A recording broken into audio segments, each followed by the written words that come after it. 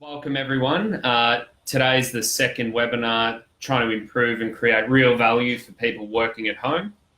Today we're discussing Slack, the basics, some features, and I'm going to close out with some pro tips for those of us who are using Slack, maybe a bit frustrated with it and want to use all the features of it. Let's start with Slack and the basics about it. So Slack is an instant chat system. If you haven't heard of it, it's taken the world by storm in the last couple of years, predominantly because of its free to try and free to implement nature. One of the best things about it is it's compatible everywhere. So it's compatible on desktop and laptops. It's got a native app for those. It's really smooth and seamless. It's cloud and browser based, so you don't even need to be on your own computer.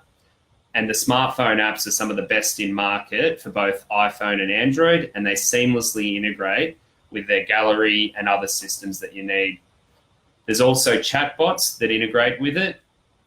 Many people like chatbots. I'm not a big fan myself. However, I will admit that the Slack bot that's built into Slack is really useful, where you can send yourself reminders, set up repeat reminders, and it's a great tool. So you could probably find some more information on that. I'm not going to go into Slack bots and bore everyone today about chatbots. You can find more information about that on the Slack website.